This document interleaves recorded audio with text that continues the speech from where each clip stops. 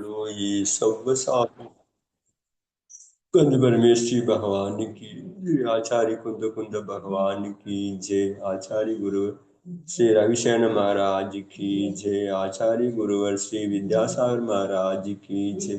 आचार्य गुरुवर श्री आजो सागर महाराज की जय। मुनि संघ की जय। अहिंसा परमो धर्म की जय।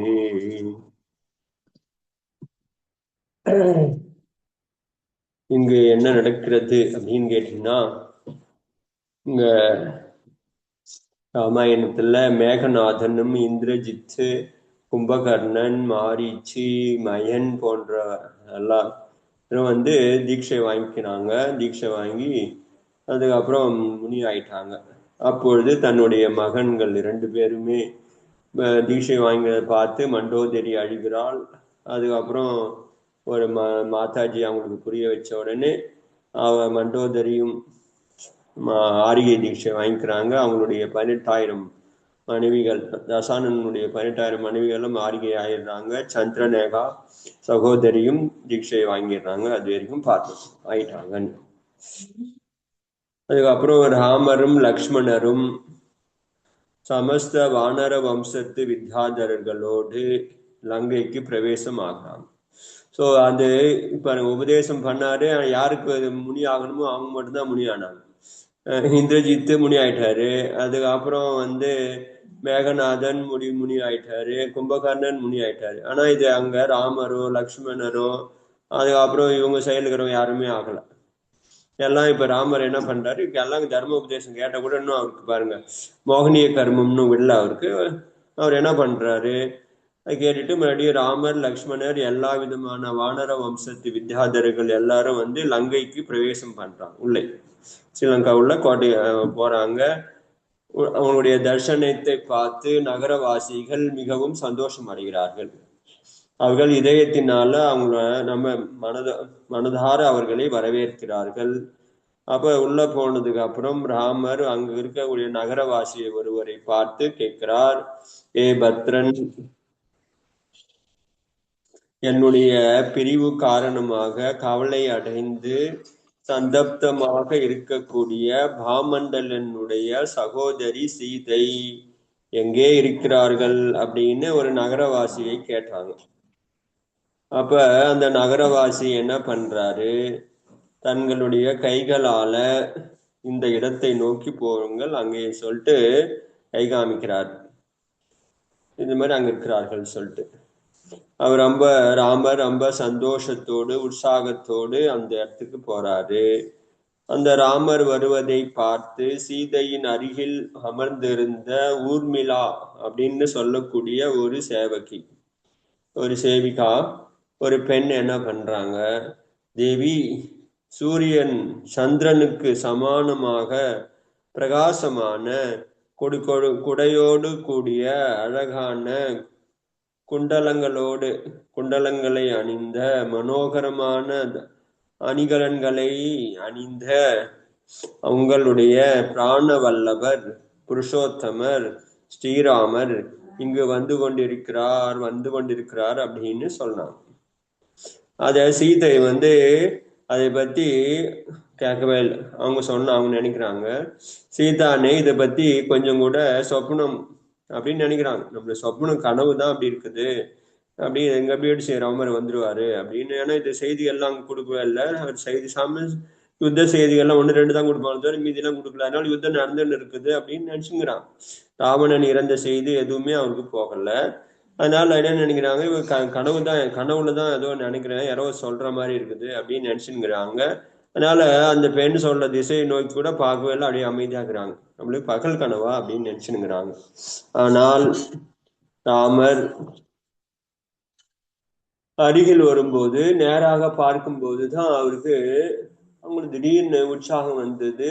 எப்படி வந்து தாமரை மொட்டு சூரியனை பார்த்து மலர்கிறதோ அது போல உல்லாசத்தினால கதுகத நல்ல பாவத்தோடு உடனே எழுந்து கை கூப்பி நிற்கிறாங்க. உட்காந்துருந்தோம் எழுந்துறாங்க, கை கூப்பி அவங்க பிரணாமம் பண்றாங்க, வணக்கம் பண்றாங்க. அவருடைய காலடியில அப்படியே வீழ்ந்துடுறாங்க. வணங்கி காலடியில போய் கும்பிட்டு வீழ்ந்துடுறாங்க. அப்பொழுது புருஷோத்தமன் ராமர் உடனே தன்னுடைய இரு கைகளாலேயும் அவளை தூக்கி தன் இதயத்தில் அணைத்து கொண்டு, அப்பொழுது கண்களில் இருந்து தண்ணீர் வருகிறது. சுகசாகரத்தில் அவர்கள் மூழ்கி போயிட்டார்கள். 2 பேருமே சுகம் என்ற இதுல மூழ்கிட்டார்கள். சீதை கல்ப விருட்சகத்தின் மீது படர்ந்த கொடி போல ராமர் மீது அப்படி கொடி போல சுற்றி கொண்டாள். அந்த சமயத்தில் அவர்களுடைய அந்த சேர்தல் நம்ம ஓமை கூற முடியாதா? ஏன்னா எவ்வளோ நாளுக்கு அப்புறம் பிரிஞ்சதுக்கு அப்புறம் சேர்ந்ததுல மகிழ்ச்சியில அதை வர்ணனை செய்வது கஷ்டமாக இருக்கிறது அப்படின்னு சொன்னார். சீதா மற்றும் ராமர் மறுபடியும் திரும்பி ஒன்று சேர்ந்தார்கள் என்பதை பார்த்து ஆகாயத்தில் இருந்து தேவர்கள் கூட புஷ்பங்களை நல்ல வாசனை இதுகளை அங்கிருந்து மேலிருந்து தெளிக்கிறாங்க, புஷ்பங்களை போடுறாங்க. தேவர்கள் ஆகாசத்திலிருந்து ஒரு துவனி சொல்றாங்க, மகாசதி சீதா பெருமைக்குரியவள். யார் அகண்டமான சீலத்தை கடைபிடித்தார்களோ, கனவில் கூட தன் கணவர் தவிர வேறு நினைக்க கூட இல்லையோ, அப்படிப்பட்ட சீதை பெருமைக்குரியவள் அப்படின்னு சொல்றாங்க. அதை கேட்டுக்கொண்டு அங்கிருந்து எல்லாருக்குமே அதை கேட்டுக்கிட்டு லக்ஷ்மணன், அங்கே வரக்கிற லக்ஷ்மணன் பக்தியினால ரொம்பவும் பூரிப்படைந்து தன்னுடைய அண்ணியான சீதையை காலில் திரும்பி விழுந்து வணங்குறாங்க. சீதையும் ஸ்நேகத்தோடு அவர் தூக்கி கண்கள்ல நீர் வருகிறது, ஆசீர்வாதம் கொடுக்குறாங்க. அண்ணி அவனுக்கு ஆசீர்வாதம் கொடுக்குறாங்க. மகாஞானி முனிராஜனே ஆப்கி, மகாஞானி முனிவர் ஒரு முறை உங்களை வாசுதேவன் பதவிக்கு உடையவர், இவர் வாசுதேவன் ஆவார் என்று சொன்னது, பூர்வ காலத்தில் சொன்னது இப்பொழுது உண்மையாகவே சத்தியமாகிவிட்டது, பிரமாணமாகிவிட்டது அப்படின்னு சொல்றாங்க. சீதை, இப்பொழுது நீங்கள் அர்த்த சக்கரவர்த்தியாகி ராஜ்ய வைபவத்தை பெற்றுவிட்டீர்கள். உங்களுடைய சிரேஷ்ட பெரிய அண்ணன் பலதேவன் புருஷோத்தமன் ஆகிவிட்டார். அவரு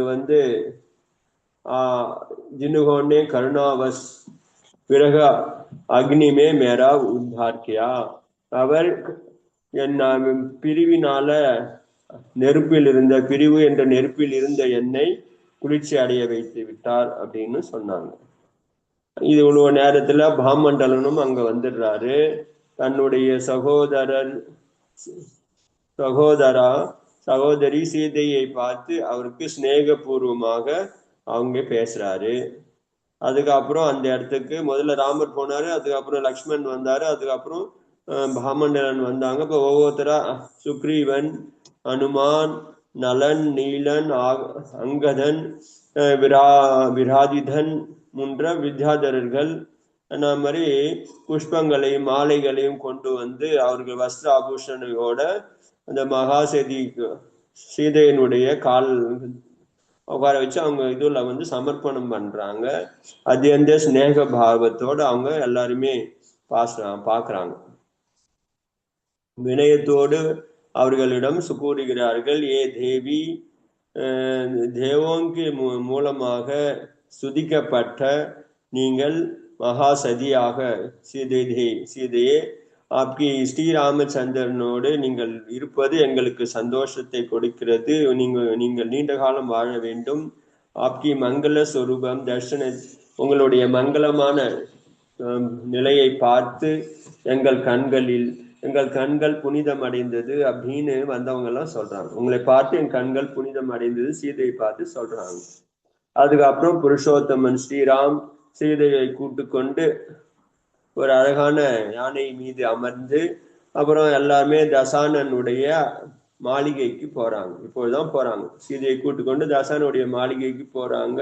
மாளிகையில் வெளியிலேயே பிராங்கணத்திலிருந்து பகவான் சாந்திநாதர் உடைய அனுபவமான சைத்தாலயத்தை தரிசனம் பண்றாங்க. அங்க அதாவது இறங்கி குதிரையில் யானையில் இருந்து இறங்கி பக்தி பூர்வமாக அங்க முதல்ல அந்த மாளிகைக்குள்ள நுழைஞ்ச உடனே பகவான் தரிசனம் பண்றாங்க. சாந்திநாத் பகவான் அவ்வளவு அழகான தங்கத்தினால பண்ணி வச்ச கோயில் அது.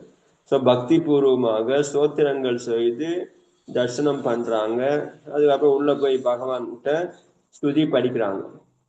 இன்கி பீச்சே விஷல்யா சகித் அவங்க ராமரும் லக்ஷ்மணரும் ராமரும் சீதையும் போயிட்டு பகவான் தரிசனம் பண்ணி பக்தியோட சுதி சேவிக்கும் போது பின்னாடி லக்ஷ்மணனும் விஷல்யாவோடு அநேக விதமான வித்யாதரர்களோடு அந்த ஜனாலயத்துல பிரவேசம் பண்றாங்க. பக்தி பூர்வமாக எல்லாருமே சாந்திநாத பகவானை ஸ்துதி வந்தனை செய்து அந்த ஒரு ஸ்தானத்துல அப்புறம் தரிசனம் பண்ணிட்டு வெளியில ஒரு இடம் அங்க மண்டபம் மாதிரி இருக்கிறது, அங்க உட்காடுறாங்க. அப்பொழுது உபதேசத்துக்கு சிரோன்மணியாக இருக்கின்ற விபூஷணன் அங்கே தன்னுடைய தாத்தா சுமாலி, மால்யவான் மற்றும் தந்தை ரத்ன சாவி அவர்களுக்கு அந்த இடத்துல ஒரு மூலையில் இன்னொரு இடத்துல சம்பம் இது உபதேசம் செஞ்சுங்கிறார். என்ன சொல்றாரு, ஏன்னா தாத்தா எல்லாம் பாவம் துக்கத்துல இருக்கிறாங்க. இந்த மாதிரி பேரம் போயிட்டான்னு சொல்லிட்டு அந்த சுமாலி மாலி அண்ணன் சகோதரர்கள் இருக்காங்களா தாத்தாக்கள், அவங்க எல்லாம் கூட இருக்கிறாங்க. அப்புறம் அப்பாவும் பாவம் ரத்தன சாபியும் தன் மகனை பறி கொடுத்து விட்டு துக்கத்துல இருக்கிறாங்க. அப்பொழுது சம்சாரத்தினுடைய நிலையை பற்றி அவர் விபீஷ்ணன் தான் உபதேசம் பண்றார். சம்சாரத்துல எல்லா பிராணிகளும் தன் தன் கர்மத்தின் பலனை அனுபவிக்கிறது. அதனால ஒவ்வொரு ஜீவனும் தன்னுடைய செய்த கர்மத்தை பலனை அனுபவிக்கிறது.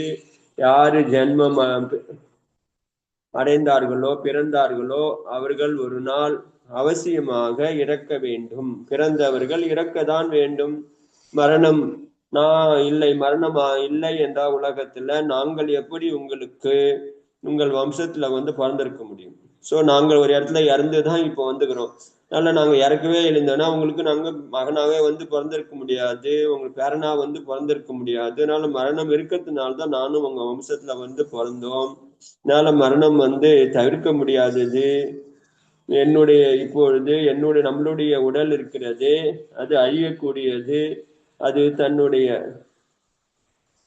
நிகழ்தம் விதேசிக்கோபி சோக கண்ணு. அதனால எப்பொழுது இறந்து விட்டார்களோ, நெருக்கமாக இருப்பவர்கள் இறந்து விட்டார்களோ அதனால் சோகம் அடைவது வீண் அப்படின்னு விபூஷணன் சொல்றாரு. சோக கர்ணேசே பிஜுடே பந்தா ஓங்கி மிலாபு நகி ஓத்தா. சோகம் அடைவதனால் பிரிந்தவர்கள் சேர முடியாது. நீங்க சோகப்பட்டு அழறதுனால போனவங்க வந்துருவாங்களா என்ன? வர முடியாது. உன்னுடைய சக்தியை பயன்படுத்தி இந்த துக்கத்திலிருந்து விடுதலை அடைவதற்கான முக்தி மார்க்கமே சிறந்தது.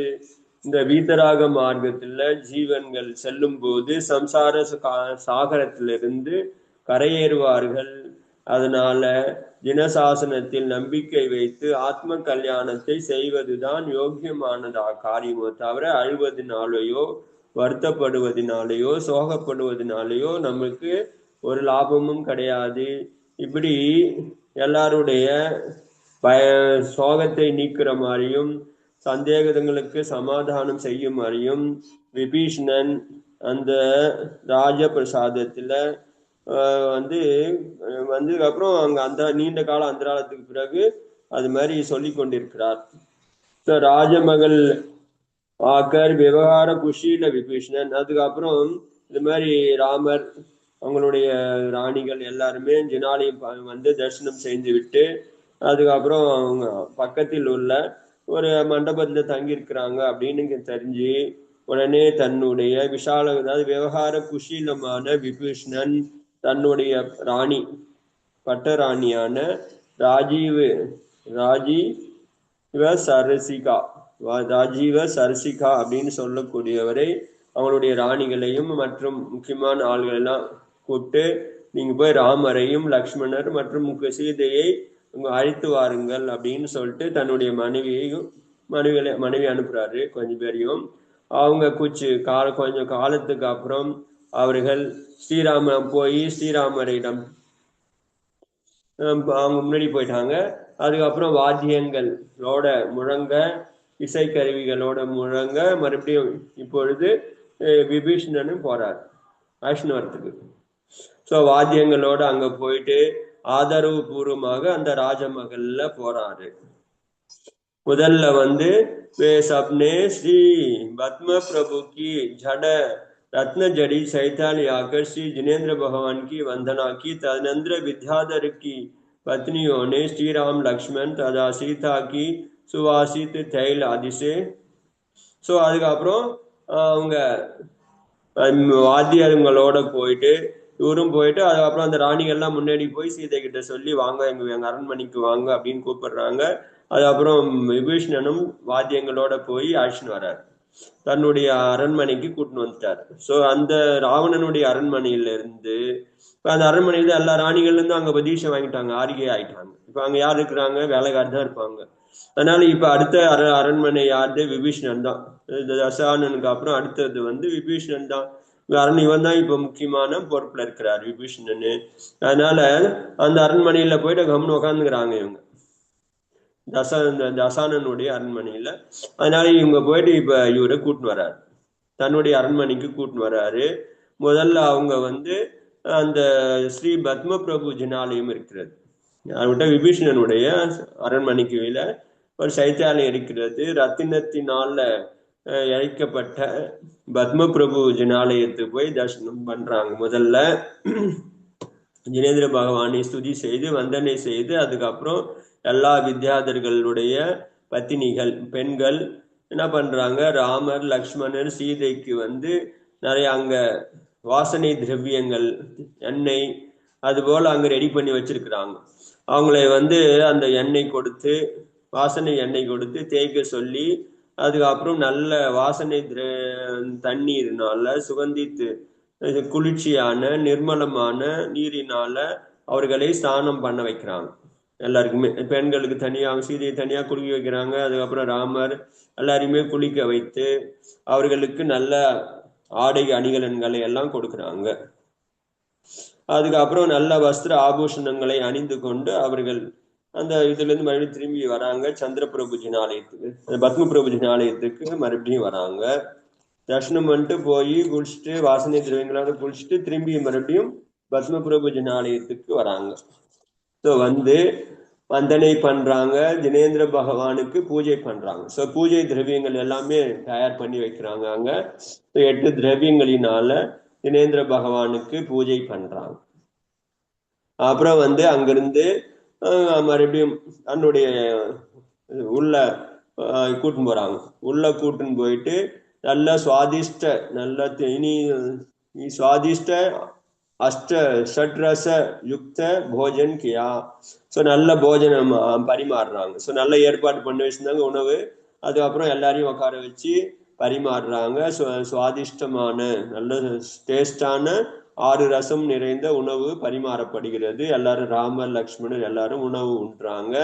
அதுக்கப்புறம் எல்லாரும் போஜனம் செய்து சாமக்கிரி சுத்த ஏவம் சுவாதிஷ்ட பி தி. ஸோ அந்த போஜனக்கான பொருள் இருக்கிறது, சாப்பாடு இது சுத்தமாகவும் இருந்தது. அது ஏதாவது நல்ல இனிப்போடும் சுவையோடும் இருந்தது.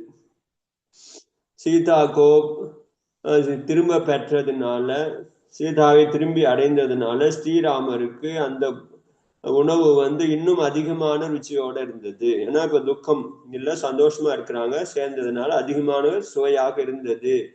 எப்பொழுது இஷ்டமான பொருள் திரும்பி கிடைக்கிறதோ அப்பொழுது 5 இந்திரியங்களும் போகத்தில் மிகவும் அதாவது மதுரமாக இருக்கிறது. ஸோ அப்பொழுது திரும்பி வேண்டின பொருள் கிடைச்ச உடனே இந்திரியத்துக்கு கிடைக்கக்கூடிய அத்தனையுமே வந்து மதுரமாக இருக்கிறது, இனிமையாக இருக்கிறது.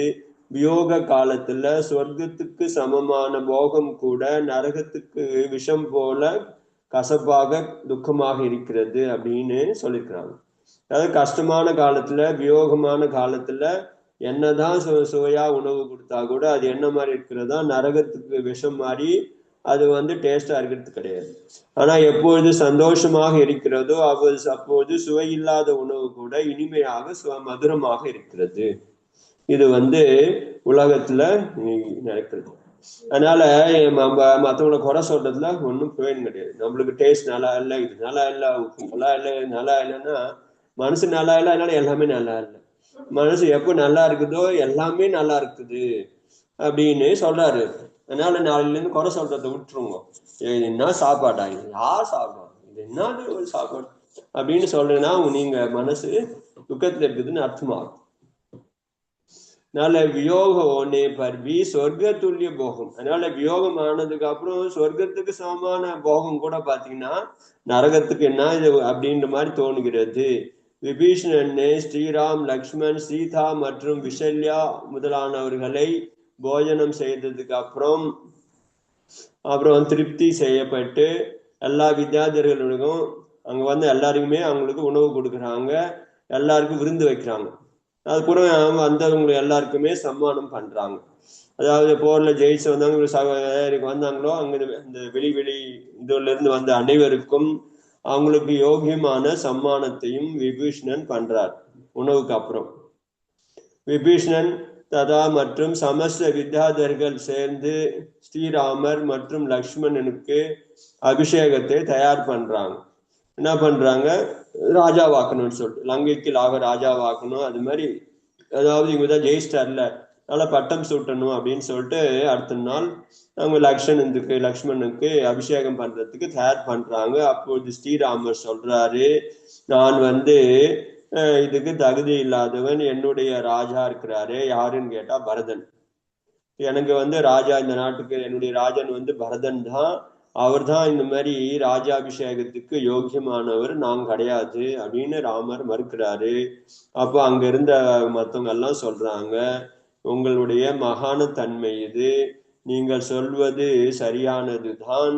அதாவது ராஜா இருக்கும்போது நம்ம எல்லாம் எப்படி ராஜாபிஷேகம் பண்ண முடியும், ஆனாலும் நீங்கள் 3 கண்டத்திலையும், லக்ஷ்மணன் சொல்ற 3 கண்டத்துக்கும் இப்ப நீங்க ராஜாவாயிட்டீங்க, அதனால மங்கள ஸ்நானம் நீங்க செய்வது யோக்கியமானது.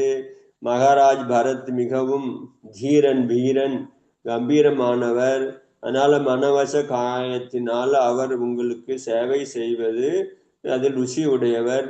அதனால் நீங்கள் இதுல வந்து மறுக்க கூடாது அப்படின்னு சொல்லி யுக்தி பூர்வமாங்கிறவங்க எல்லாரும் பேசி அதுக்கப்புறம் ஒத்துக்க வைக்கிறார். அதனால மறுபடியும் எல்லாரும் சேர்ந்து யுக்தியோடு கூடி வசனங்களை பேசி சந்துஷ்ட செய்து ராமருக்கும் லக்ஷ்மணருக்கும் அபிஷேகம் பண்றாங்க, ராஜாபிஷேகம். அப்ப நீ காலகண்டத்தினுடைய பலபத்ரன், நாராயணன் அப்படின்னு சொல்லிட்டு எல்லாருமே பிரசம்சை பண்றாங்க. நீங்க தான் பரதன், நீங்க தான் வந்து நாராயணன், நீங்க வந்து பலபத்ரன் அப்படின்னு. அப்பொழுது அவருடைய ஆணையை கேட்டு விபீஷணன் லங்கா பர் ராஜ்ய கண்ணே லகே. அதுக்கப்புறம் இவர் என்ன சொல்றாரு, இப்ப லக்ஷ்மணன் தான் 3 கண்டத்துக்கு ராஜாவாயிட்டார், அண்ணனுடைய இடத்துல இவர் வந்துட்டாரு. என்னுடைய இடத்துல வந்ததுனால இப்ப வந்து அவருடைய அனுமதி தராரு லக்ஷ்மணன். அவர் அண்ணன்கிட்ட சொல்றாரு. அப்புறம் அண்ணன் சொல்றாரு, எவ்வாறு நாங்கள் ஜெயிச்சா கூட லங்கையை நீங்கள் தான் ஆட்சி செய்ய வேண்டும், உங்களுக்கு அந்த தசானன் இடத்தை கொடுக்கிறோம் அப்படின்னு சொல்லிட்டு விபீஷணனை அந்த லங்கைக்கு ராஜாவாக ஆக்குகிறார்கள். கொஞ்சம் காலம் போனதுக்கு அப்புறம் விராதிதன் மற்றவங்க ராஜாக்கள்லாம் இருக்கிறாங்கள, அவர்களை எல்லாரையும் திரும்பி அந்தந்த நாட்டுக்கு அனுப்பி வைக்கிறாங்க. लक्ष्मण ने अपनी समस्त विवाहिता पत्नियों को लंका बुलवाया था है. அதுக்கப்புறம் எல்லாரையுமே லக்ஷ்மணன் என்ன பண்ணார், அனுப்பிச்சு வச்சிடறாரு. ஒருத்தவங்களா அனுப்பிச்சு வச்சிடறாங்க. ஸோ விராதித்தன் முதலானவர் அனுப்பிச்சு வச்சிடுறாங்க. அதுக்கப்புறம் என்ன பண்றாரு, வயல லக்ஷ்மணன் யாரெல்லாம் திருமணம் கல்யாணம் பண்ணிட்டு அங்கங்க விட்டு வந்தாரோ எல்லாரையுமே இங்க இலங்கைக்கு கூப்பிடுறாரு. இப்போது நான் ராஜ்யத்தில் இருக்கிற எல்லாரையும் வர சொல்றாரு.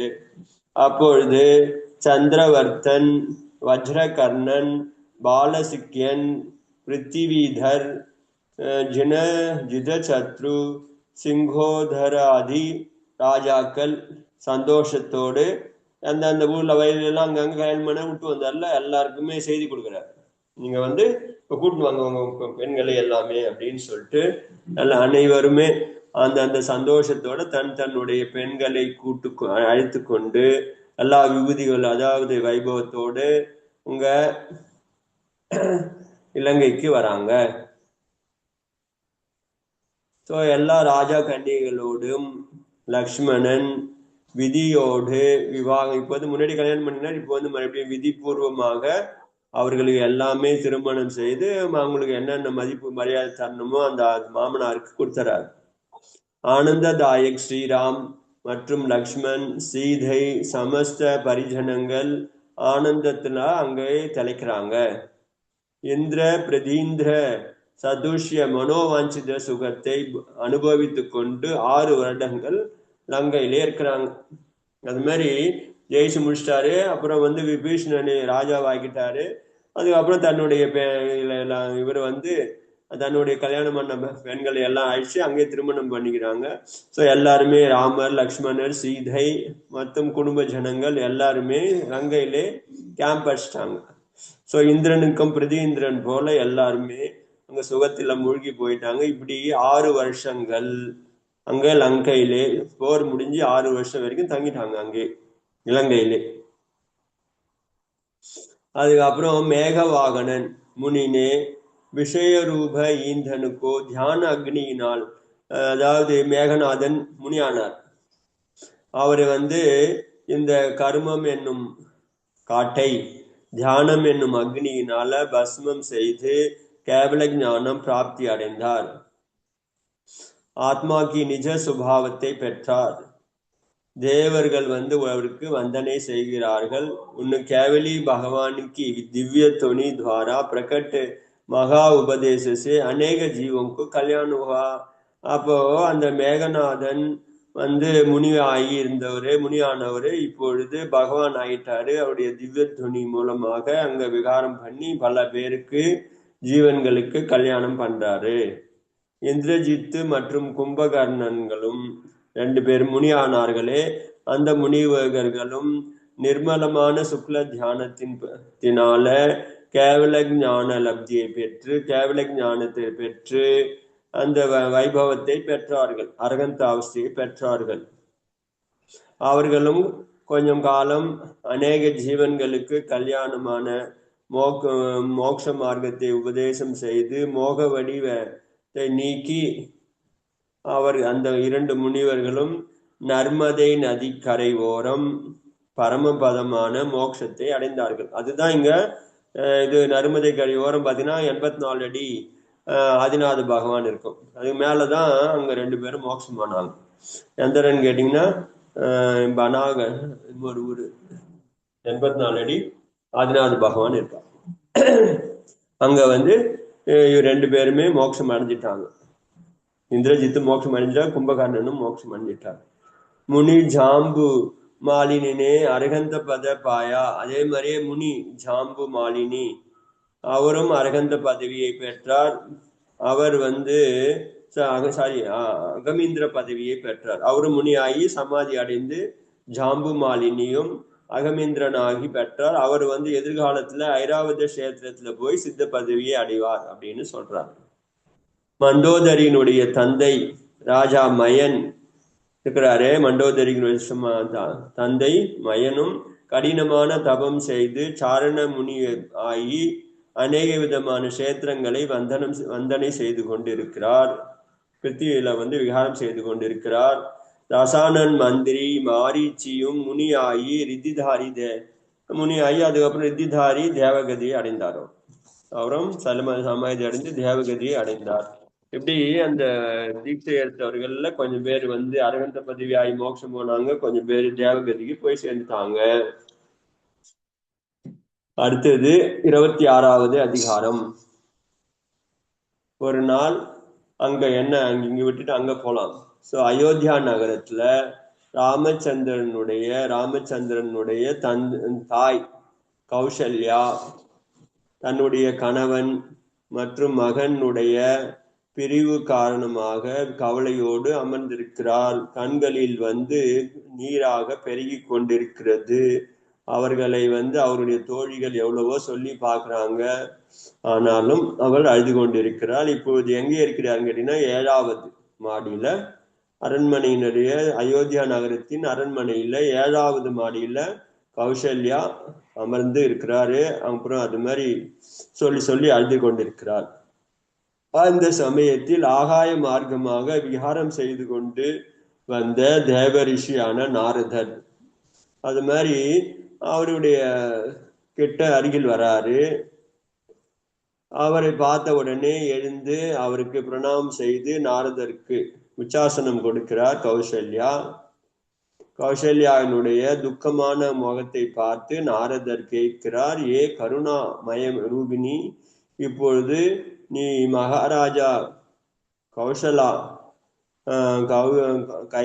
கைசல்ய புத்திரக்கி एवं लोक प्रसिद्ध राजा दशरथन की நீ யாரு கைசல் கி பெண்ணு லோக பிரசித்தமான ராஜா தசரதனுடைய மனைவி, உன்னை யார் இந்த நிலைக்கு ஆளாக்குனது, ஏன் நீ அழுது கொண்டிருக்கிறாய், உனக்கு துக்கத்துக்கு அவன் யார் கஷ்டம் கொடுத்தாங்க அப்படின்னு நாரதர் கேட்கிறார். நீ யாருடைய பொண்ணு, யாருடைய மனைவி, நீ போய் இப்படி அழுது கொண்டிருக்கிறாய், என்ன உனக்கு கஷ்டம் வந்தது அப்படின்னு கேட்கிறார்.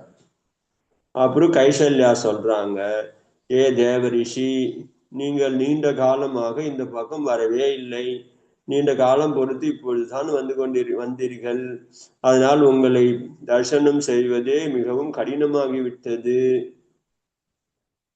அதனால நீங்க எங்களுடைய குடும்பத்தின் நிலைகளை பற்றி உங்களுக்கு சரியான ஞானம் இல்லை என்று நினைக்கிறேன். அதாவது உங்களுக்கு சரியான இன்ஃபர்மேஷன் கிடையாது உங்களுக்கு, அதனால இப்படி சொல்றீங்க அப்படின்றார். அதுக்கப்புறம் கௌசல்யா பாமண்டலன் அயோத்தியா வந்தது. அதுக்கப்புறம் கைகேயி பரதனுக்காக ராஜ்யத்தை கேட்டது. ராஜா தசரதன் வைராக்கியம் அடைந்து தீட்சை எடுத்துக்கொண்டு போனது. சீதையோடு கூடி ராமரும் லக்ஷ்மணரும் வனவாசம் போனது. அப்புறம் காட்டுல தசானன் மூலமாக சீதை அபகரணம் செய்தது. அதுக்கப்புறம் விராதித்தன், சுக்ரீவன், அனுமான் முதலானவர்கள் ராமரினுடைய அதாவது புலம்பலையோடு கூடி இங்க வந்தார்கள். யுத்தத்துல லக்ஷ்மணன் மீது சக்தி வந்துவிட்டது என்று அவர்கள் சொன்னார்கள். அந்த சக்தியின் நிவாரணத்துக்காக ராஜா துரோணமேகனுடைய பெண் விஷல்யாவை லங்காவுக்கு எடுத்துக்கொண்டு போனார்கள். இவ்வளவுதான் எங்களுக்கு தெரியும். இந்த இவ்வளவு அவங்க சொல்லி எனக்கு தெரிஞ்சது, இது மாதிரி ஆயிடுச்சுன்னு சொல்லிட்டு அது மாதிரி நாரதர்கிட்ட சொன்னாங்க. அதுக்கப்புறம் அங்க என்ன நடந்தது என்பது எங்களுக்கு தெரியவில்லை.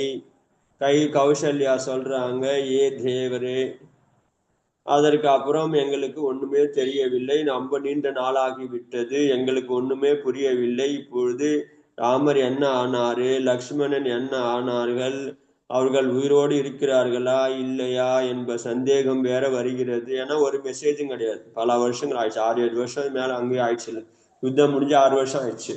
அதனால ஒரு விஷயமும் கிடையாது. அது மாதிரி அதனால எங்களுக்கு நான் துக்கமாக இருக்கிறேன் அப்படின்னு சொன்னாங்க. நாரதர் அப்போதான் அவரு இந்த பக்கம் வந்துக்கிறாரு. எங்க இருந்தார் தெரியல இத்தனை நாளைக்கு. நாரதர் எல்லா விஷயத்தையும் கேட்டு மிகவும் துக்கம் அடைந்தார். அவர் கௌசல்யா கிட்ட சொல்றாரு, நீ கவலைப்படாதே அம்மா, தைரியமாக இருங்கள், நான் சென்று அங்க ராமர் லக்ஷ்மணருடைய நிலையை என்ன, எங்கே இருக்கிறார்கள், அவர்களுடைய சமாச்சாரத்தை சீக்கிரமாக உங்களிடம் கொண்டு சேர்க்கிறேன் அப்படின்னு சொல்லிட்டு தைரியப்படுத்திட்டு ஆகாய மார்க்கத்துல இலங்கையை நோக்கி அவர் புறப்பட்டார். நிமிஷ மாத்திரத்திலே, கொஞ்ச நேரத்திலேயே லங்கையை பிரவேசம் பண்ணிட்டாரு. அவருடைய சித்தத்துல என்ன பண்றதுன்னு தெரியல. இப்ப லங்காவினுடைய நிவாசியிடம் போயிட்டு கேட்கலாமா, லங்கையில ராமர் லக்ஷ்மணர் பத்தி கேட்டோம்னா உண்மையிலே அவர்கள் என்ன நினைச்சுப்பாங்க, ராமரும் லக்ஷ்மணரும் இவருடைய விரோதிகள் அப்படின்னு நினைச்சு விரோதிகளா இருக்கிறாங்க. அதனால ராமர் போய் எப்படி கேட்கறது, அவனுக்கு எதுமேட்டு இவங்க லங்கேஸ்வரங்கிட்ட புஷ்ப கொடுத்தானா என்ன பண்றது, அதனால அப்படி யோசனை பண்றாரு.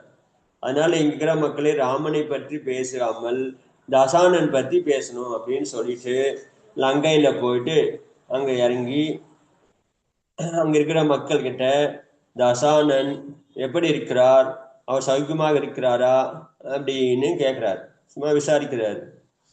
அத இந்த சமஸ்த கட்னா சக்கவாக்கி பூர்ண விவரன் மில் ஜாயேகா. அதனால இப்படி கேட்டோம்னா எல்லாரும் சொல்லுவாங்க, எங்க போய் அவரை போய் கேட்கறியே, அவர் எப்படி நல்லா இருக்கிறாருன்னு சொல்லுவாங்க, நல்லா இல்லைன்னு சொல்லுவாங்க, என்ன விஷயம் தெரியும் எப்படியாவது ஒரு கேள்வி கேட்டீங்கன்னா பதில் கிடைக்கும்.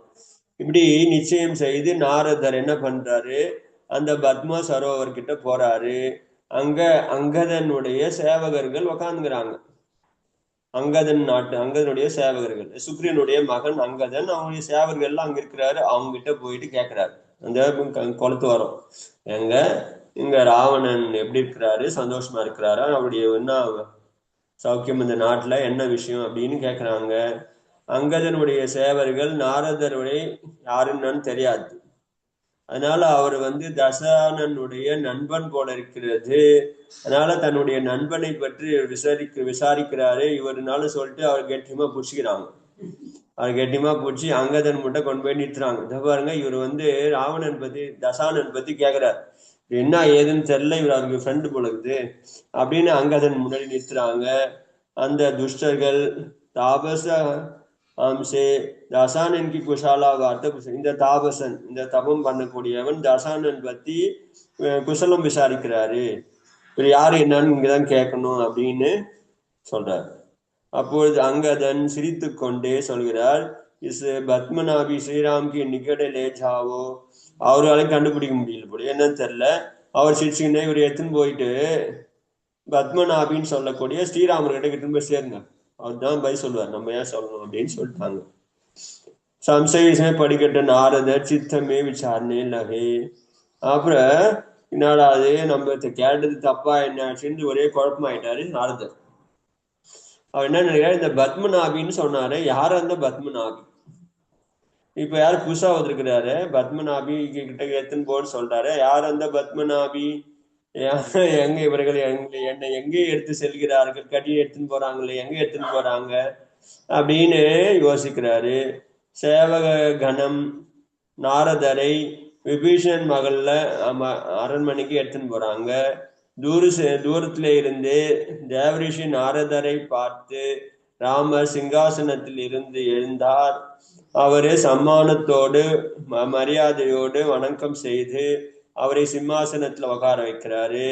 ராமர் மூலமாக குஷல வார்த்தை கேட்டது பிறகு நாரதர் சொல்றாரு, பார்த்த உடனே கேட்கிறாரு, மாதா என்ன நீ இங்க இருக்கிறாயா, மாதா கௌசல்யா உன்னுடைய பிரிவு காரணமாக சோகக்கடலில் மூழ்கி இருக்கிறார்கள், உன்னுடைய அம்மா இருக்கிறாங்கள சோகக்கடல்ல மூழ்கி இருக்கிறாங்க. அவர்கள் அழுவதை பார்த்து கேட்டு, அதனால கேட்டீங்கனாலே பாறையும் உருகி போகும். அவனுடைய அந்த அழுத குரல்ல கேட்டீங்கன்னா பாறையா இருக்கு, பாறை கூட உருகி, பாறையான இதயம் கூட உருகி நீராகி போய்விடும், அப்படி அறாங்க அவங்க அம்மா. அவங்களுடைய சதுக்ஷ ஆஞ்ஞாகாரி ஆஞ்ஞாகாரி ஏவம் மாத்ரு பக்த புத்திர கோ ஹோத்தே भी மாதா கஷ்ட பாயே. அவர்களுக்கு சொல்பேடி கேட்கக்கூடிய மாத்ரு பக்தி உள்ள மகன் இருந்தும் கூட தன் தாய்க்கு இவ்வளவு கஷ்டங்கள் அங்கே இருக்கிறது. அதனால கனா கடினகைக்கு கப் அப்பனே பிராண தியாக தேங்கி, அதனால சொல்வது கஷ்டமாக இருக்கிறது எனக்கு, அவர்கள் எப்பொழுது அவருடைய உயிர் போய்விடுமோ தெரியாது. ஆனா அப்படியே நினைச்சுட்டே இருக்கிறாங்க, ஐயோ மகனே மகனேன்னு நினைச்சுன்னு எப்போ அந்த உயிர் போகுமோ தெரியாது. சில பேர் சொல்றாங்கல்ல, அப்படியே 2 நாள்ல போயிடும், எனக்கு 3 நாள் போயிடுன்றாலும் அது மாதிரி அவங்க நினைச்சுட்டே இருக்கிறாங்க, அவங்க நினைச்சு எப்போ உயிர் போகுமோ தெரியாது. லக்ஷ்மணனுடைய அண்ணன் இருக்கிறாங்களே சுமித்ரா, அவர்களும் மரணத்தின் இது சமமாக துக்கத்துல இருக்கிறாங்க. கைகேயி சுபத்ரா எல்லாமே சோக கடல்ல மூழ்கி இருக்கிறார்கள் அப்படின்னு சொல்லிட்டு இவர் கொஞ்சம் அதான் விளக்கமா சொல்றாரு. கொஞ்சம் அப்பதான் சந்தோஷப்படுவாங்கன்னு நினைக்கிறாரா என்னன்னு தெரியல. நாரதர் ஒண்ணு கொஞ்சம் அப்படி பெருசுமாக்கி கொஞ்சம் சொல்றாரு, சோகத்துல மூழ்கி இருக்கிறார்கள், அதனால் நீங்கள் இருவரும் சகோதரர்களும் சீதையோடு சீக்கிரமாக அவர்களுக்கு சென்று தரிசனம் செய்ய வேண்டும், அப்பொழுதுதான் அவர்கள் சந்தோஷம் அடைவார்கள். தாய் சோக கடலில் மூழ்கி இருக்கிறாள், ரொம்ப துக்கமாக இருக்கிறார் என்பதை கேட்டு ராமரும் லக்ஷ்மணரும் சீதையும் அழ ஆரம்பிச்சிடுறாங்க. ஐயோ, அம்மாவுக்கு அவ்வளவு கஷ்டம் வந்து, ஆமா உங்க அம்மா தான் அப்படி எழுதுங்கிறாங்க, எப்போ போவாங்களோ தெரியாது, உயிரை வச்சுங்கிறாங்க உங்களை பார்க்கணும்னு சொல்லிட்டு தான் அப்படின்னு நாரதர் சொல்றதை கேட்டு ராமர் லக்ஷ்மணர் சீதை எல்லாமே அழ ஆரம்பிச்சிட்டாங்க. அப்பொழுது நாரதர் சொல்றாரு, அங்கிருந்த நாரதர் மற்றும் உபஸ்தித் வித்யாதரர்கள் எல்லாரையுமே தைரியப்படுத்துறாங்க. நானும் சொல்றேன், நான் போய் இப்ப சொல்லிடுறேன், நீ கவலைப்படாது, நான் போய் உண்மையை சொல்றேன், நல்லா சந்தோஷமா இருக்கிறாங்கன்னு சொல்றேன், வராங்கன்னு சொல்லிடுறேன், நீங்க புறப்பட்டு வாங்க அப்படின்னு சொல்லிட்டு அவரும் தைரியப்படுத்துறாரு. வித்யாதரர்களும் நீங்க கவலைப்படாதீங்க, நாங்க போயிட்டு அவங்கள சொல்லிடுறேன், நீங்க சந்தோஷமா இருக்கிறீங்கன்னு சொல்லிட்டு அப்படின்னு சொல்லிட்டு, உன்னுடைய ஆசிர்வாத பிரதானுக்கர் நாரதர் ஆகாஷ மார்க்கமே விஹார் கருகையே, அவ்வளவுதான், வேலை முடிஞ்சது அவருக்கு. ஆகாய மார்க்கமாகவே அவரு நாரதர் புறப்பட்டு போயிடுறார். ராமரும் லக்ஷ்மணரும் நாரதர் வந்து பெரிய நம்மளுக்கு உபகாரம் செய்து கொண்டிருந்தார், நம்ம எல்லாத்தையுமே மறந்து போயிட்டு சந்தோஷமா இருக்கிறாங்க. அவங்க அம்மா அப்பா பத்திலாம் கிடையாது, சரி அண்ணன் தான் பரதன் தான் இருக்கிறானேன்னு சொல்லிட்டு எதுவுமே சொல்ல, எந்த செய்தியும் சொல்லக்கூடாது வேற சொல்லிட்டாங்க, ஏன்னா அவங்களுக்கு கவலைப்படக்கூடாதுன்னு சொல்லிட்டு சொல்லியிருக்காங்க. அதனால எதுவுமே சொல்லாம தான் அதை வச்சிருந்தாங்க. ஆனா இவங்க எதுவுமே செய்தி வரலன்னு சொல்லிட்டு அவங்க துக்கமா இருக்கிறாங்க. அதுக்கப்புறம் முடிவு பண்ணாங்க, நம்மளுக்கு பெரிய நாரதர் வந்து பெரிய உபகாரம் செய்து விட்டு செல்லியிருக்கிறார், அதனால எல்லா வித்யாதர்களும் அவர்களை வித்யா சமஜ் உன்கி அத்தியந்த பிரசம்சா கி, அதனால நாரதரை எல்லாரும் புகழ்கிறார்கள். அப்பொழுது அங்கதனுடைய அந்த சேவகர்கள் நாரதரை போய் இப்படி நம்ம கஷ்டப்படுத்தி கூட்டின்னு வந்துட்டோமே அது மாதிரி நினைச்சு அவங்க லட்சப்படுறாங்க. அவ்வளவு பெரிய ஒரு சாது இவ்வளவு பெரிய உபகாரம் பண்ணாருன்னு சொல்லிட்டு எல்லாரும் பாராட்டுறாங்க. ராஜா ராமரை பாத்தீங்கன்னா மரியாதை கொடுக்குறாரு, நம்ம அவரை போய் கைதி மாதிரி புடிச்சுன்னு வந்து இப்படி கொண்டாந்து விவகாரம் பண்ணிட்டுமேன்னு சொல்லிட்டு அந்த சேவகர்கள்லாம் என்ன பண்றாங்களோ வெக்கப்படுறாங்களாம். ராமர் உடனே விபீஷ்ணனை கூப்பிட்டு அவரிடம் சொல்கிறார், ஏ ராஜன், உங்களுடைய இந்திரலோகத்துக்கு சமமான ராஜபவனத்தில் நாங்கள் தீர்க்க காலமாக இங்கேயே காலத்தை கழித்து விட்டோம். இந்த ரொம்ப நீண்ட சமயம் ஆகிவிட்டது, எவ்வளவு காலம் போனது என்று கூட எங்களுக்கு தெரியவில்லை. இப்பொழுது செய்தி வந்திருக்கிறது, எங்களுடைய அன்னையார்கள் ரொம்பவும் எங்களை பார்ப்பதற்கு தீவிரமான ஆசை உள்ளவர்களாக இருக்கிறார்கள். அப்படி ஜென்ம பூமியான அயோத்தியை நாங்கள் போய் பார்க்க வேண்டும், அப்பொழுதுதான் எங்களுக்கு சாந்தி கிடைக்கும். அதனால் நாங்கள் புறப்படுவதற்காக ஏற்பாடுகளை சீக்கிரம் செய்யுங்கள், எங்களுடைய அபிலாஷையை பூர்ணம் செய்யுங்கள் அப்படின்னு சொல்லிட்டு விபீஷ்ணனிடம் ராமர் சொல்றார். விபீஷ்ணன் வணங்கி சொல்றாரு, ஏ சுவாமி, என் மீது கருணை வைத்து நீங்கள் இன்னும் 16 நாட்கள் இங்கே இருங்கள், நான் நீங்கள்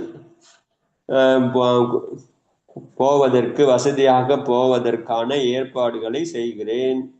உங்களுடைய அன்னையிடம் நாங்களும் தூதுவர்களை அனுப்பிச்சு எங்களுடைய வித்யார்த்திகளை அனுப்பிச்சு செய்தி சொல்லுகிறோம், தைரியமாக இருக்க சொல்லி சீக்கிரம் வந்து விடுவார்கள், 16 நாள்ல வந்து விடுவார்கள் என்று செய்தியை அனுப்பி விடுவோம், நீங்கள் அமைதியாக இருங்கள் அப்படின்னு சொல்லிட்டு 2 சகோதரர்களையும் விபீஷணன் பிரார்த்தனை பண்ணி ஏற்றுக்கொள்ள வச்சுக்கினார். நாங்க போய் புறப்படணும்னு சொன்னார், இல்ல 16 நாட்கள் நீங்கள் இருந்து போங்க, நாங்க செய்தி கொடுத்தா ஒன்றும் அவசியம் கிடையாது, நாங்க ஏற்பாடுலாம் பண்றோம் நீங்க போகிறதுக்கு அப்படின்னு சொல்லிட்டாங்க.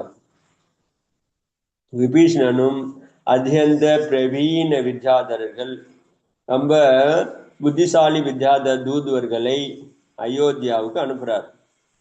அவர்கள் உடனே சீக்கிரமாக சென்று அயோத்தியா அடைந்து மகாராஜ் பரதன் அவர்களுடைய தாய்களை, ராமர் லக்ஷ்மணர் மற்றும் சீதை ரொம்ப சௌக்கியமாக இருக்கிறார்கள். அவர்கள் ராவணனை ஜெயித்து லக்ஷ்மணன் திரிகண்டாதிபதி ஆகினார், இவர் பலதேவர் ஆனார் செய்தியையும் சொல்றாங்க. தசானனுடைய வதை, ஸ்ரீராமர் சீதையோடு சேர்ந்த செய்தி, எல்லா விருத்தாந்தத்தையும் அவர்கள் அந்த பரதனுக்கும் அவங்க அம்மா கிட்டையும் சொல்லிட்டாங்க. இதை கேட்டு பரதன் மற்றும் கௌசல்யா முதலான தாய்மார்கள் மிகவும் ஆனந்தம் அடைந்தார்கள், சந்தோஷம் அடைஞ்சிட்டாங்க. என்னடா அது ஒரு செய்தி இல்லாம இருந்ததுன்னு ஆனா இவர் தான் போய் சொன்னாரு, நாரதர் தெரியாது அவங்களுக்கு. ஆனா செய்தி வந்து விட்டது. ரொம்ப சந்தோஷமாக அவங்க அடைஞ்சிட்டாங்க. இந்த சமயத்தில் சகஸ்ர विद्याधर विद्यामयी वाहनों पर आरूढ़ होकर अयोध्या नगर की आकाश पर छा गई एवं स्वर्ण रत्नमयी की वर्षा की समस्त नगरवासियों ने धनवान बन गए. அப்பொழுது அவர் சொல்லிட்டு அவங்க விடைபெற்ற உடனே வித்யாதரர்கள் வந்து விமானத்துல வராங்க. 1000 வித்யாதரர்கள்,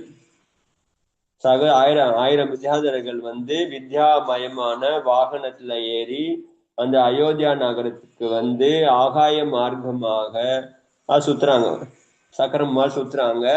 சொர்ணம் ரத்தினம் இதையெல்லாம் அங்கிருந்து மழை பெய்யறாங்க. எப்படி பகவான் பிறகுறதுக்கு முன்னாடி ரத்தின மழை பொய்கிறதோ அது மாதிரி அங்கிருந்து கஜானாவில இருந்து, தசரதனுடைய கஜானாவில இருந்து ரத்தினம் சொர்ணம் எல்லாவற்றையும் அனுப்பிச்சு அந்த 1000 வித்யாதரர்களை அனுப்பி வைக்கிறாரு கிருஷ்ணன். அவங்க வந்து அயோத்தியா நகரத்துக்கு இருக்கிற நகரவாசிகளுக்கு அந்த வருஷம் இது பொழிகிறாங்க, மழையாக பொழிகிறார்கள். அந்த நகரவாசிகள்லாம் அதெல்லாம் எடுத்துட்டு அவங்களுக்கு கிடைச்சது எடுத்துக்கிறாங்க. ரத்தனம் எடுத்துக்கிறாங்க, கொஞ்சம் பேர் பொண்ணு எடுத்துக்கிறாங்க. எல்லாருமே தனவான் ஆயிட்டாங்க. அதாவது நகரத்தில் இப்பொழுது தரித்திரம் என்பது இல்லாமல் போயிடுச்சு, எல்லாருக்கிட்டும் பணக்கார ஆயிட்டாங்க. चतुर विद्याधरों ने अपनी विद्या बल से अनेक सुंदर चैत्यालय महल को रचना की. புத்திசாலி வித்யாதரர்கள்லாம் வந்தாங்க. தன்னுடைய வித்யா பலத்தினால அவர்கள் அழகான சைத்தியாலயங்களையும் அரண்மனைகளையும் மாளிகைகளையும் அங்கே உருவாக்குறாங்க. नगर की अद्भुत एवं अपूर्व शोभा की आगे इंद्र की अमरावती भी लज्जित हो रही थी. ஸோ அந்த அயோத்தியா நகரம் இப்பொழுது புது பொலிவோடு வந்துவிட்டது. அதனால்தான் 16 நாள் கேட்டார் கேப். ஆனால் திரும்பி அனுப்புறதுக்கு முன்னாடி அந்த நகரத்தை அழகாக நம்மளுக்கு எவ்வளோ பெரிய உதவி பண்ணியிருக்கிறாரு அப்படின்னு நினச்சி இந்த விபீஷணன் அவர் தான் ராஜாவாயிட்டாரு. அதனால அந்த அயோத்தியா நகரத்தை அழகுபடுத்துறாரு. அங்கே புதிய ஜினாலயங்கள் எல்லாமே சீக்கிரம் கட்ட வைக்கிறாங்க வித்யா பலத்தினால. அது மாதிரி நகரத்தை வந்து புதுசு அரண்மனை கட்டுறாங்க. வந்தாங்கன்னா இங்க தங்கத்து, ஏன்னா நிறைய ராணி ஆயிட்டாங்க இப்போ லக்ஷ்மணனுக்கு. அதுக்கப்புறம் இவங்களுக்கு ராமருக்கெல்லாம் 16,000 மனைவி தங்கறதுக்கு இடம் வேணும் இல்ல. அதனால பெரிய புது புது அரண்மனைகளை எல்லாம் உருவாக்குறாங்க. நகரத்தை எக்ஸ்டென்ஷன் பண்ணிட்டாங்க, அயோத்தியாவை எக்ஸ்டென்ஷன் பண்ணியாச்சு, புதுச நகரமும் அங்க உருவாக்குறாங்க. இப்படி இப்பொழுது அயோத்தியா வந்து அமராவதி நகரத்தையே, தேவர்களுடைய அமராவதி நகரத்தையே வெட்கப்படும் அளவுக்கு அழகாக்கி விட்டார்கள். உதுங்க धवला शिखर रतन जड़ित शैत्यालयम भव्य प्रसाद से समस्त नगरी अपूर्व शोभयमान हुई. அங்க வந்து வெள்ளை நிறத்து கோபுரங்கள், ரத்தினங்களால புதைக்கப்பட்ட சைத்தியாலயங்கள், ரத்தினம் போச்ச சைத்தியாலயங்கள், பவ்யமான பிரசாதங்கள்லாம் அரண்மனைகள் அந்த நகரத்தில் வந்து அபூர்வமான சோபை உள்ளதாகிவிட்டது. எல்லா நகரத்து வாசிகளும் இந்த புதிய இதை பார்த்து அப்படியே சந்தோஷப்படுறாங்க. நகரமே கோஷணா கர்திக்கு ஜிஸ்மே ஜிஸ் வசுக்கு, அது மேல ராஜா அரண்மனையிலையும் நிறைய வந்துடுத்து. அப்ப மக்கள் அங்க கோஷணை பண்றாங்க. மக்களுக்கு ஏதாவது தேவை இருந்தால் எந்த பொருள் வேண்டுமோ உடனே வந்து வாங்கி கொள்ளலாம் அப்படின்னு அங்க வேற அனௌன்ஸ்மெண்ட் வேற பண்றாங்க. அப்பொழுது எல்லா பிரஜை ஜனங்களும் இதயத்துல வந்து ஒரே சந்தோஷப்படுகிறாங்க. ராஜா கிட்ட போய் சொல்றாங்க, ஏ சுவாமி, இப்பொழுது எங்களுக்கு தன தானியம் முழுமையாக இருக்கிறது, எந்த குறையும் இல்லை. எங்களுக்கு ஒரே ஒரு கோலை தான் இருக்கிறது. அது என்னன்னா எங்களுடைய ராஜா புருஷோத்தமன் ஸ்ரீராம், பராக்கிரம லக்ஷ்மண், மகாசதி சீதையை நாங்கள் பார்க்க வேண்டும் அப்படின்னு நகரவாசிகள்லாம் போய் சொல்றாங்க. இது மாதிரி சொல்றாங்க. எல்லாருமே இது மாதிரி பிரஜாக்களுக்கு என்ன வேண்டுமோ வாங்கிக்கோங்கன்னு சொல்லும் போது எல்லாம் சொல்றாங்க, எல்லாம் நீங்க மழை பொழிஞ்சு எல்லாமே எங்களுக்கு கட்சி போச்சு, தனம் தானியம் வாங்கிச்சு, நாங்க எல்லாமே சௌக்கியமாகறோம், ஒண்ணுமே கஷ்டம் கிடையாது. உங்களுக்கு இப்போது ராமரையும் சீதையையும் லக்ஷ்மணனையும் பார்க்க வேண்டும், அதுதான் எங்களுக்கு சீக்கிரமாக ஏற்பாடு பண்ணுங்கள் அப்படின்னு சொல்றாங்க. இந்த சதுர் வித்யாதரர்கள் இப்படி 16 நாட்களில அந்த நகரத்தை நல்ல வளமான பொலிவான நகரமாக்கிட்டாங்க. அந்த அழகு வைபவத்தை வர்ணனை செய்வதற்கு நம்மளுக்கு முடியாது. 100 வருஷம் கூட ஆகலாம் வர்ணனை பண்றதுக்கு. அந்த நகரத்தினுடைய அந்த பொலிவை வர்ணனை பண்றதுக்கு 100 வருஷங்கள் கூட ஆகும், அதாவது ஆகலாம்.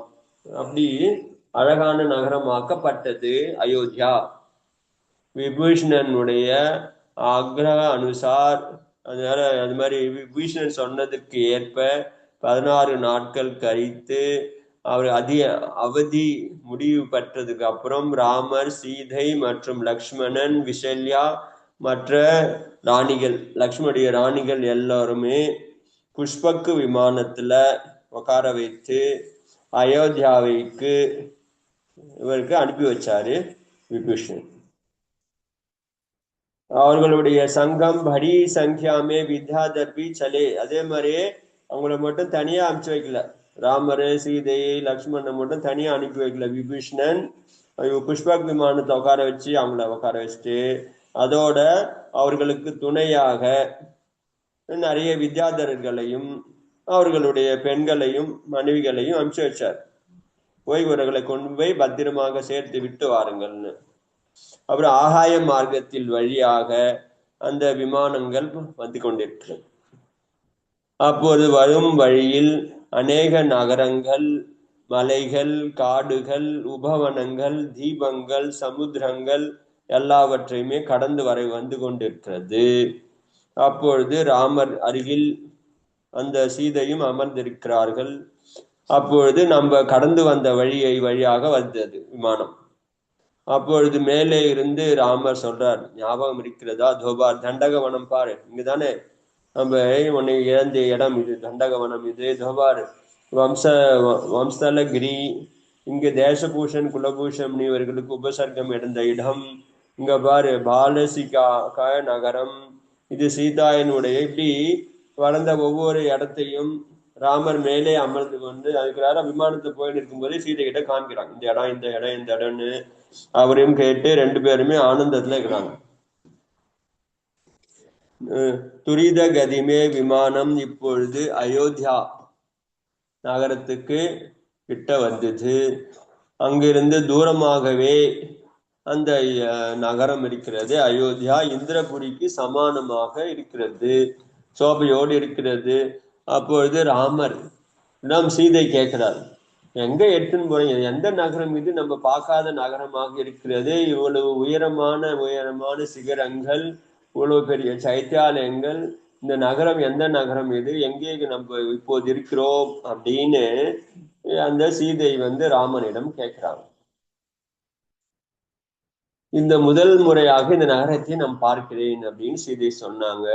ஸ்ரீராமர் சீதையிடம் சொல்லுகிறார், ஏ பிரியவளே, இது நம்மளுடைய பூஜ்ய ஜென்மபூமி அயோத்தியா தான் இது.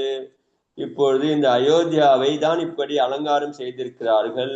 இந்த வித்யாதரர்கள் தங்களுடைய சிற்பிகளை அனுப்பி அந்த குலா சாதுரியத்தினால 16 நாட்களில் இதை லங்கைக்கு இணையாக, அதாவது லங்கையே வெட்கப்படும் அளவிற்கு அழகாக மாற்றி இருக்கிறார்கள். மிகவும் அருமையாக இருக்கிறது அப்படின்னு சொன்னார்.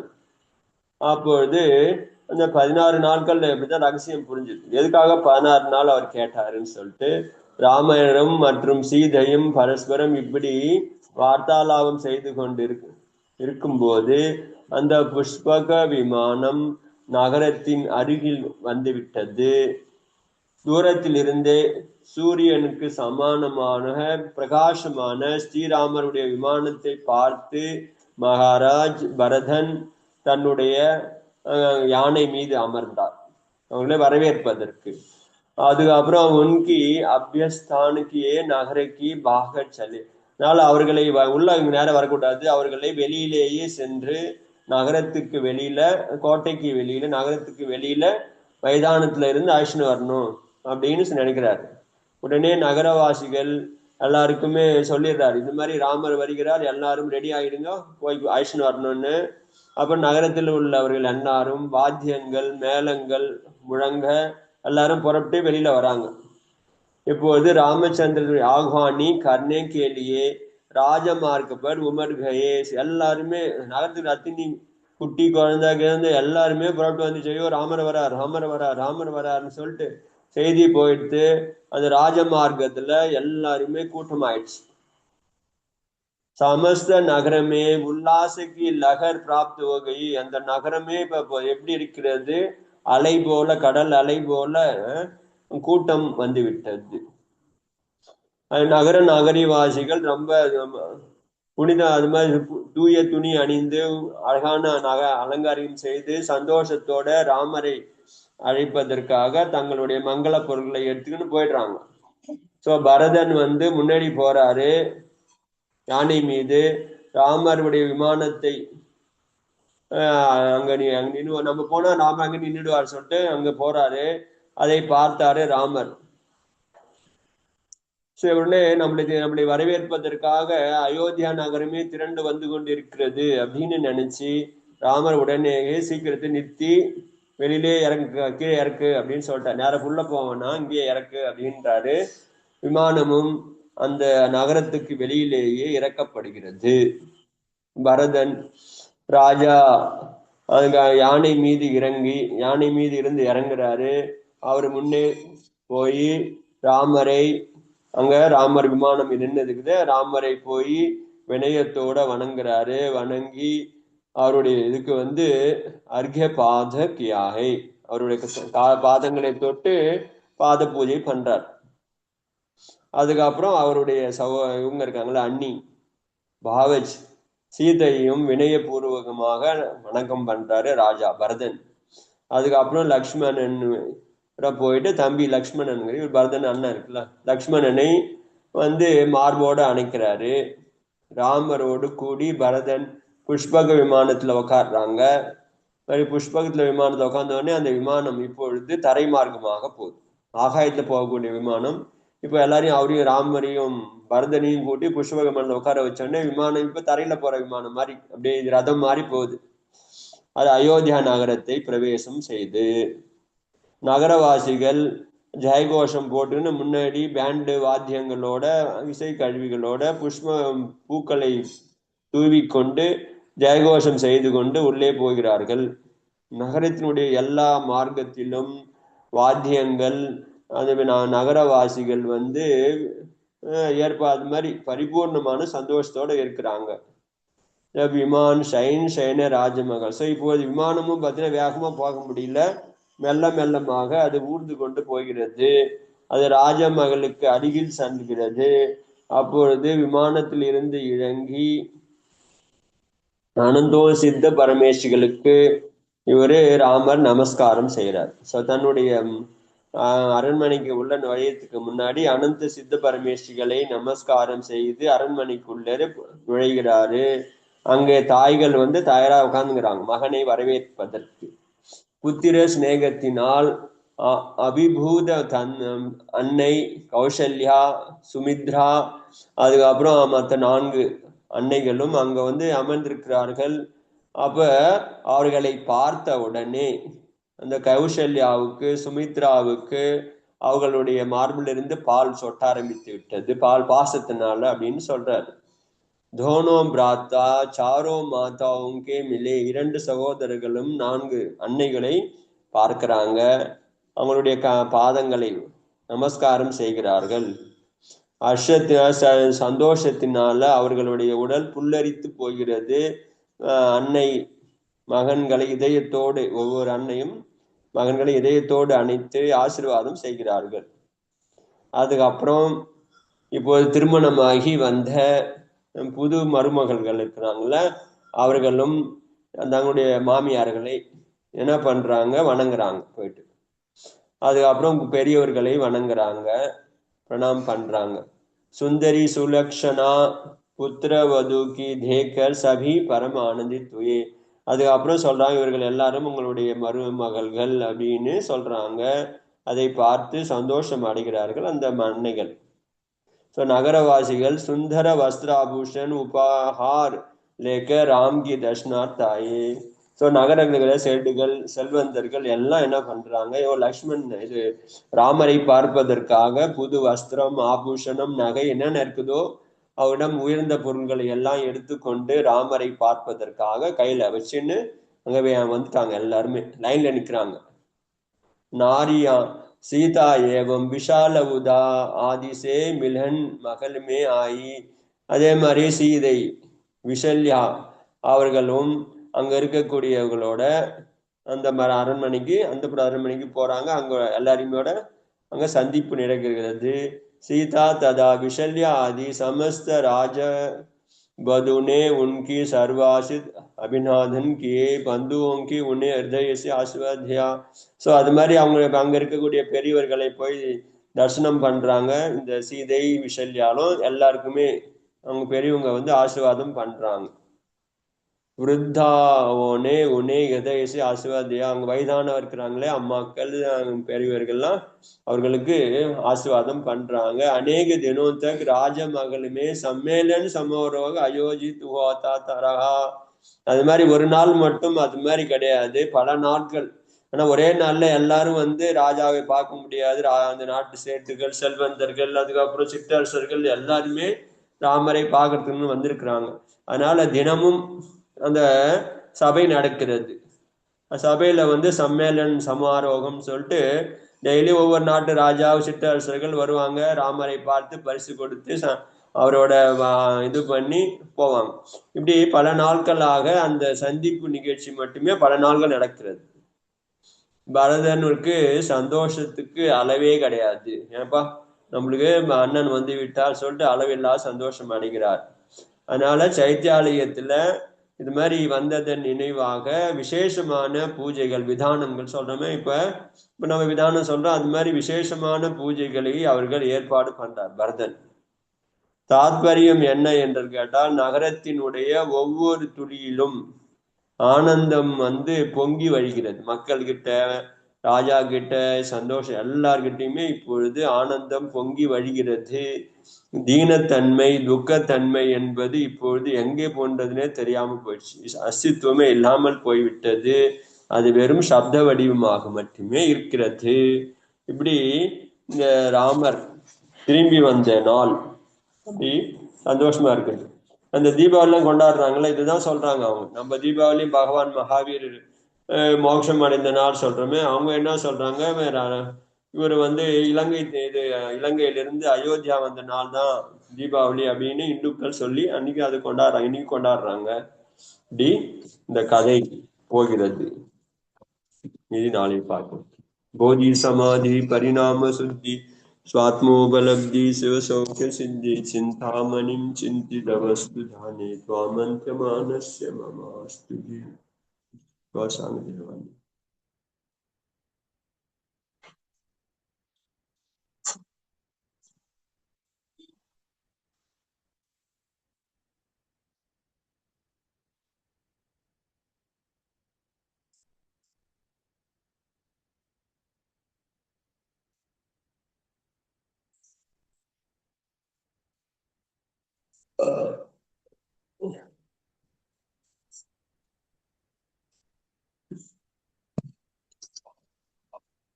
அவ்வளவுதாங்க. புரிஞ்சுதுங்க.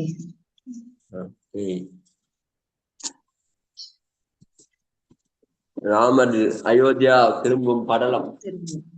அதான் நல்லா இருந்தது, நல்ல விவரமா நல்லா இருந்தது. நேற்று சோகமா இருந்தது, இன்னைக்கு கொஞ்சம் சந்தோஷமாயிடுச்சு. நேற்று ராவணனுடைய வதை கொஞ்சம் இருந்தது. இன்னைக்கு எல்லாரும் அவங்க ஃபேமிலி எல்லாருமே தீட்சைக்கு போயிட்டாங்க இல்லையா, விபீஷணன் தவிர தீட்சை பண்ணி கொஞ்சம் பேர் தவிர மீது எல்லாருமே தீட்சை வாங்கிட்டாங்க. அது 12,000 மணிக்கு போயிட்டாங்க. இதெல்லாம் நம்மள இன்னும் பார்க்க கூடாதுன்னு சொல்லிட்டு போயிட்டாங்க பாருங்க மாதாஜியா. அந்த மகன் எல்லாம் கூட போயிட்டாங்க. ராஜமானா ஒண்ணு வேணாம். மகன் எத்தனை பேர், அவங்க எத்தனை பசங்க இருப்பாங்கல்ல, எல்லாரும் போயிருப்பாங்க. நீங்க சொன்ன மாதிரி அதான் யார் யார் போகணும்னு இருக்கோ அத்தனை பேருக்கு தர்மம் பேசிக்கிட்டாலும் அவங்க வைராகி வர்றவங்க தான் பண்றாங்க. மீறவங்க திரும்ப இங்க வந்துட்டாங்க இல்லையா. எந்த காலமா இருந்தா 4ஆம் காலமா இருந்தா 5ஆம் காலமா இருந்தா எந்த காலமா இருந்தாலும் போறவங்க தான் இருக்கிறவங்க. மோகம் உள்ள ஜீவன் என்னைக்கும் போறது கிடையாது. 4ஆம் காலமா இருந்தா எந்த காலமா இருந்தா. நம்ம மட்டும் சொல்றேன், ஐயோ நான் விதேக கஷேத்திரம் போய் பிறந்தா நல்லா, நான் அந்த போய் பிறந்தா போயிடுவாங்க, யாரும் போக மாட்டாங்க. கரெக்ட். போகணும்னு அவங்க வைராகியம்னால இப்போ போலாமே. அப்படியே மூழ்கி போயிடுவாங்க எல்லாம், எங்க போனாலும் அப்படிதான். இப்ப இவங்களாவே மறந்து இல்லையா, அம்மா அப்படி எல்லாரும் மறந்து 6 வருஷம் அப்படியே அப்படியே எல்லாம் அந்தந்த சொன்ன மாதிரி எப்படி அந்த இந்திரிய சுகத்துல அப்படியே மூழ்கி போறாங்கன்றதுக்கு நல்லா தெரியுது பாருங்க இல்ல. அப்படி சுத்தம் மலர்த்தி அடிச்சிருது அப்படி, அந்த மாதிரி ஆயிடுது. என்ன விஷயம்னே மறந்து போயிடும். ஓகேங்க, தேங்க்ஸ். நாளைக்கு பார்க்கலாம். எப்படிப்பட்ட ஒரு ராமர்ன்றது தெரிஞ்சுங்க, அவ்வளவுதான். ராமர் எவ்வளவு பெரிய சமயதிஷா இருந்தாரு, எப்படி இருந்தாரு, அவருடைய வரலாறு படிக்கிறதுனா ராமர் யாருன்னா அவர் இந்து அப்படின்னு சொல்லி நம்ம ஆளுங்க அது அவரை போய் வைக்க கும்பிடுறீங்க அப்படின்றாங்க. எவ்வளவு பெரிய மகான் ஆயிருந்தாரு அவரு.